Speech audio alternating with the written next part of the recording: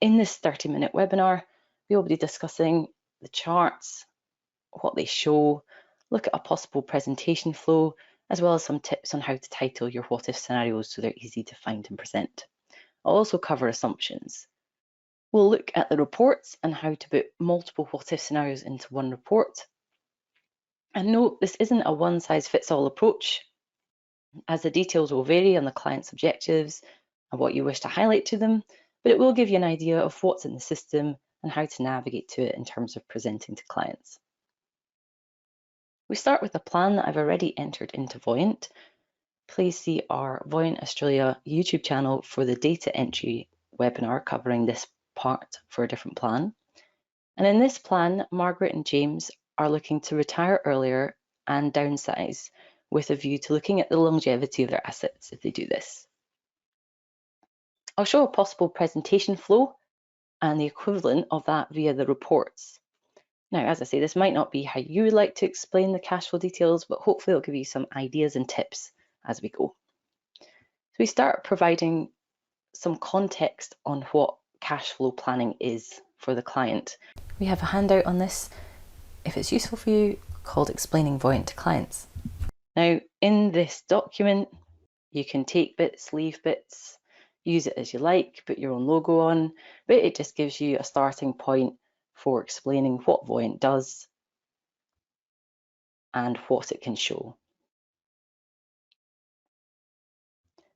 So have a look at that and get in touch if you need the Word version. Once the scene has been set, then you can start in Dashboard and look at what they have in the plan to achieve their financial objectives and also what expenses they're planning in the future. And this can be a place to double check with the client the information you've been given. And it shows their assets which are included in their cash flow projections. Now, it can also be a moment to reflect on their current finances. Where have they got their money now? What are the advantages and disadvantages of this? For example, currently you have your money across these providers, they have a risk profile of this, fees of that, etc. This doesn't match your risk profile and so on. Now, that is just, if you expand the downward arrow here, you can see everything that's entered.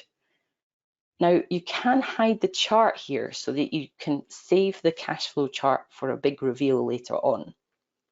To do this, go to the silhouette top right and preferences and say show dashboard chart no. Now, I like it on when I'm building a plan because I can see the chart change as I add things into the plan. But if you just want to use this screen if you're presenting in the system as a place to say this is what you have in the plan, then you can take the chart out, and as you can see, it's just the entries. You can also change this asset allocation chart here. I quite like the assets versus debts, for example, and you can also change it to assets by type. Let's move from left to right. So these are the things they have in the plan. I'm not going to spend too long on this in this case, but in timeline, this can help you bring the client's goals and objectives, key events over the number of years to life. You can talk through what events are on the timeline and when they are. So for example, here we've got the client's retirement ages at James age 64 and Margaret age 65. That means there's 12 to 14 years until retirement for them. Now, it can instigate a good discussion around the events that they told you about and how they all fit together on their timeline. Seeing a visual of it can be helpful for clients, and you can hide or show events belonging to different people. So for example, we just want to focus on the clients and not the children at the moment. So we'll take the events for the children out, and this is what they have in the plan. And then you can do the reverse. So we'll just put the children in. Okay, what are they planning to give money to the children? They're going to help with their university fees earlier on in the plan, but they've nothing planned for later. Now, in this screen, there's also a list of their financial goals and the progress towards these goals, which I'm hovering over now. At the moment in this plan, for example, they can afford helping their children with their university costs and their basic retirement expenses, but there's a slight shortfall on the leisure retirement expenses. So once you've explained what's in the plan, when things are projected to be in the future in the timeline, you can then go to Let's See and Single Chart and show the cash flow chart for this plan. Now I'm going to put the details on and then hide all. Click here at the top of the chart, hide all. And this gives you the expense profile for the chart. If there's a larger spike here or a higher black line, that means there's higher expenses in that year. So for example, in year 2027, they'd like to refurbish their house. That's why there's a higher spike there. Then you can bring the items in one at a time and build up the picture of what this is showing. So we'll start with employment. You can see it steps down when James retires, and then their employment earnings stop when Margaret retires. They have got some surplus employment at the moment. In other words, the black line is everything that they need, but they're earning more than that. And by default, we're assuming it's spent. We've got a webinar coming up on saving surplus. I think that's the next one, so we'll cover that there. And then in retirement, they've got the age pension, their supers, and a heavy reliance on their investment accounts with some tax credits as well. There's a little bit of red at the end of the plan, but on the whole, there's no red throughout. Excuse me. So that's the journey I've taken to explain the base plan. What have you got in the plan, the timeline, and then let's see. This chart is a cash flow chart. This is the one showing money coming in and out. And you can show other charts, but I'll show you those as we go through later.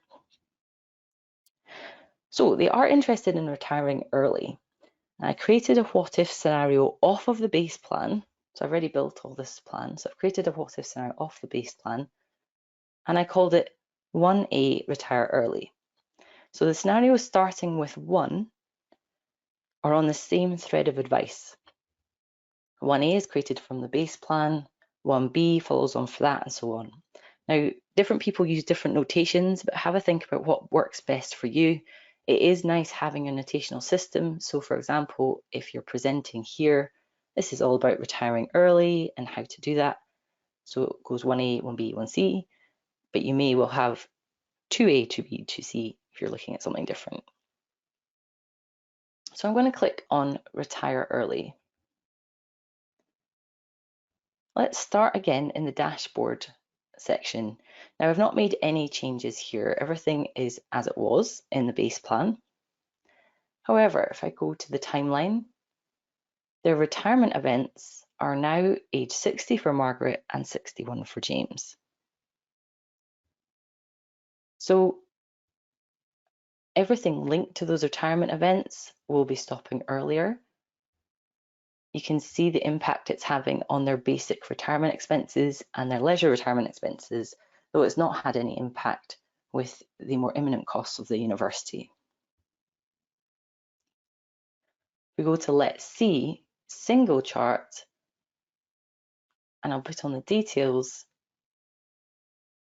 What's happening now is they're stopping earning sooner, but there are fewer years of employer contributions into their supers. There's less time for their savings to grow before they're starting to be spent. And there's now some shortfall at the end of the plan from around, in this case, age 82-ish. There's some shortfall where they have expenses that are greater than the age pension. So they'd likely need to consider some other planning options. So what we're going to do now is put in the downsize scenario. And so I go to 1B and I flow through. So they've still got retiring earlier, But okay, let's have a look to see what would happen if you downsize. Again, I'm going to walk through the three screens. So in dashboard, the change we've made here is that there's now a much smaller family home, current value, present value, and they're selling their current family home. So that's the change that I've made in this scenario. Everything else is the same.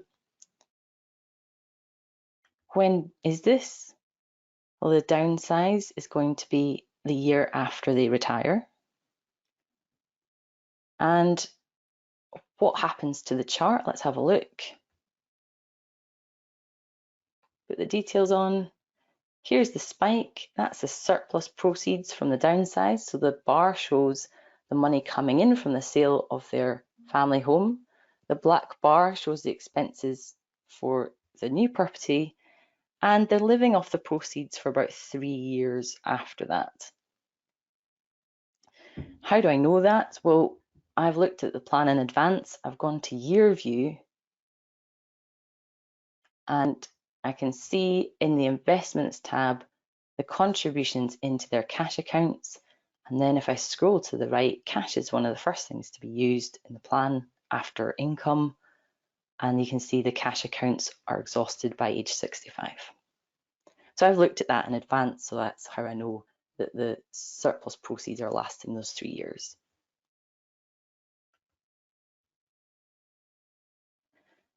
Okay, let's now show 1C. So I'm working through the scenarios in order. I'll go to retire earlier. It's got the downsize in it as well, but let's show the benefits of some extra savings. They currently have some surplus income, which is being assumed spent. And if I go to dashboard, the change that I've made here is that they're now putting into each of their supers an extra $10,000.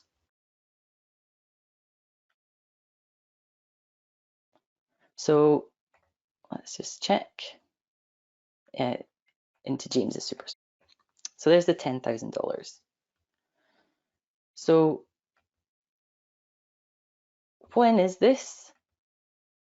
These extra savings are going to be from the start of the plan until retirement. Nothing else has changed. They're still the downsize, but they still retire earlier. What happens now, and let's see, is there's now sufficient assets for the end of the plan. This doesn't really show you the whole picture. We don't really know if there's any assets left after this. Is there lots left at the end, or is there very little? So the nice thing to do now is go to Let's See Dual Chart, and we'll look at the same plan, but we have at the top the cash flow chart and at the bottom the assets chart. So you can see the accumulation of assets in the pre-retirement years and then spending them down. Actually, there's not much left at the end apart from the property. So let's now go to Let's See Compare Plans Chart View, and we can compare our retire earlier, downsize and save more situation to the base plan.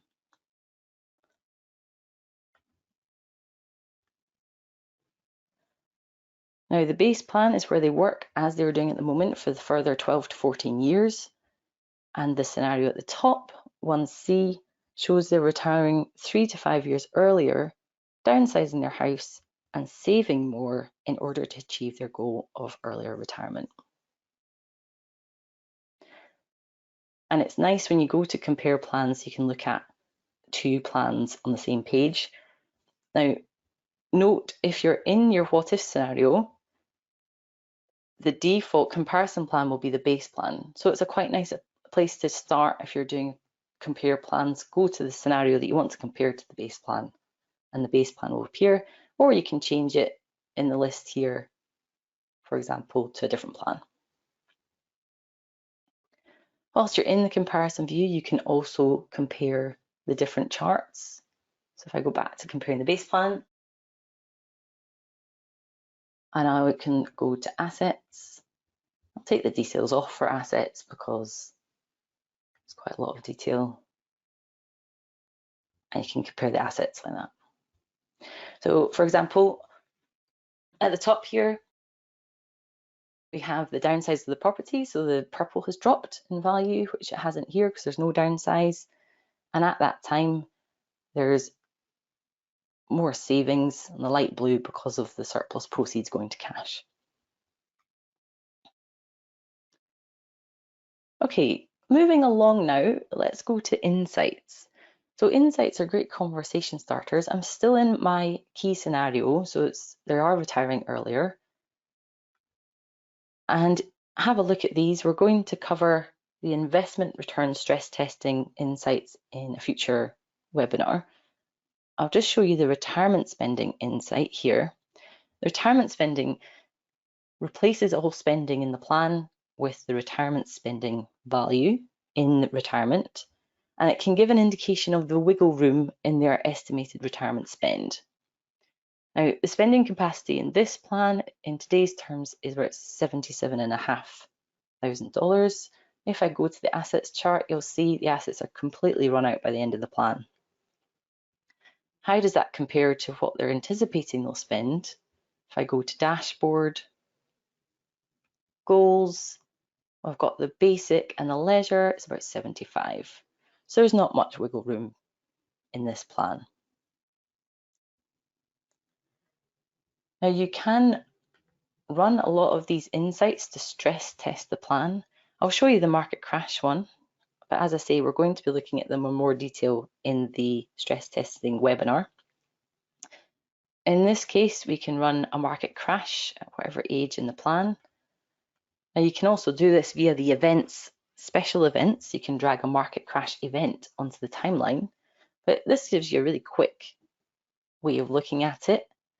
When you're in the insight, something to point out for you to look at in advance is once you've run the insight, you can go to year view and scroll along.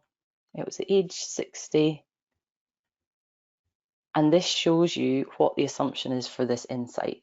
So it's growing at normal growth rates before the market crash happens at age 60, and it's dropping by minus 35%, minus fees of 0.5.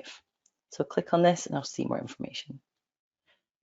So year view in the insights is a really useful thing if you're running the insight yourself. So always I'd suggest run the insights before you would show them, and you can use year view to really get to grips with what it's doing. And then when you do the insight, you'll know how to explain it and when the crash is and what the crash amount is and so on. There's other sorts of scenarios that you can do, which I've done in this plan, sort of in terms of stress testing in other ways. Let's have a look. So in this scenario, I've now said, okay, well, what if one of them dies earlier than expected? So they're retiring earlier, or they're planning to, but I've run a change of life expectancy. So how did I do that? I went to what if, and in what if, you've got this change life expectancy, guided plan creation. So in here, run through this, and it will help you put the mortality event at an earlier part in the plan. You see it's crossed out the original mortality event for James. It's now here. I've not changed anything in the dashboard. Timeline, James is now assumed to pass away in a couple of years to see what would happen, if there's any protection needs and so on. Let's go to let's see. And there's now quite a bit of red coming into the plan for the surviving spouse, Margaret. You can do the same for loss of income. So in this case, for example, I've modelled loss of income for one of them.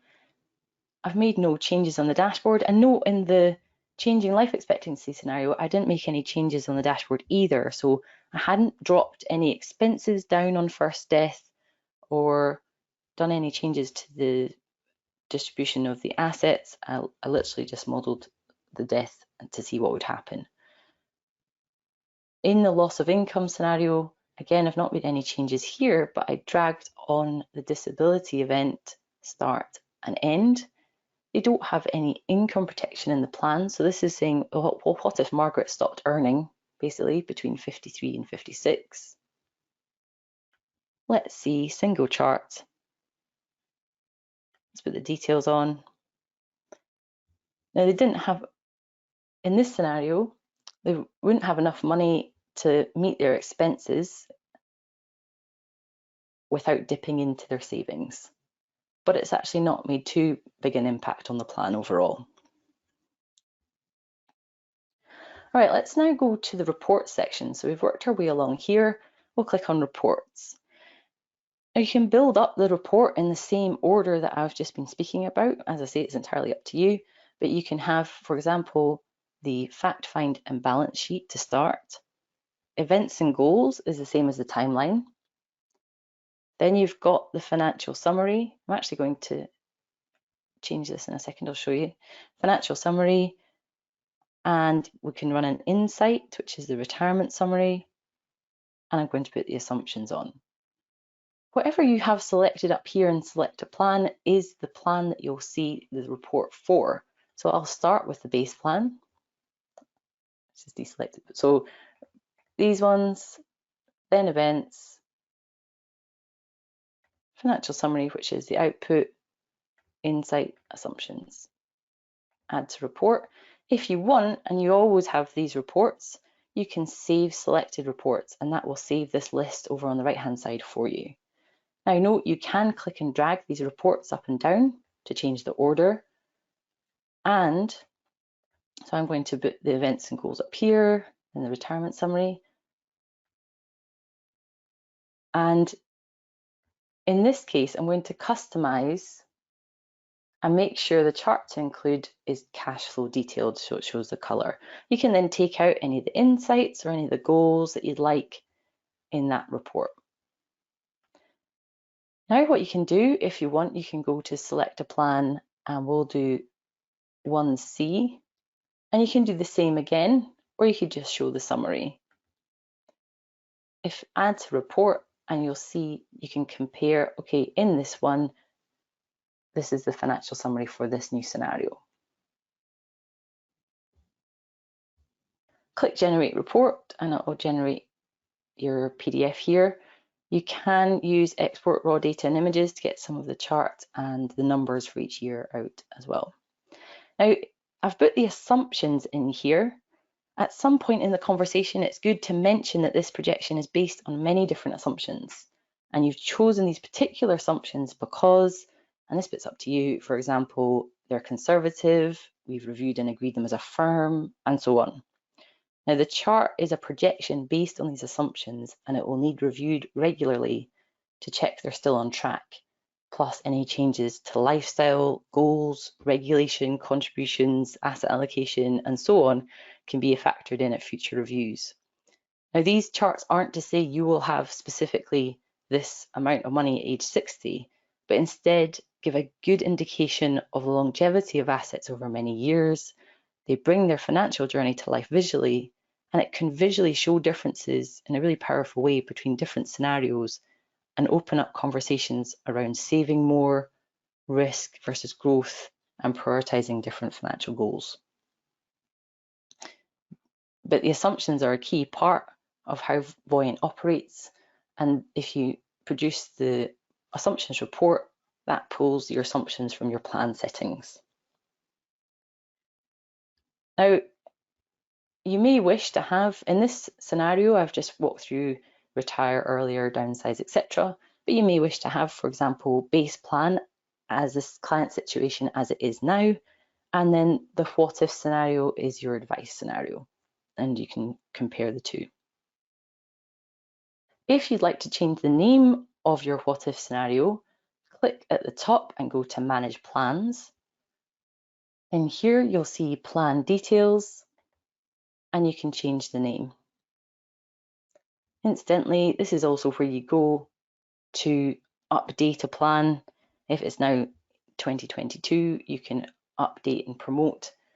And this is also how you change the start date of a plan as well. You can update and promote and change the start date of a plan.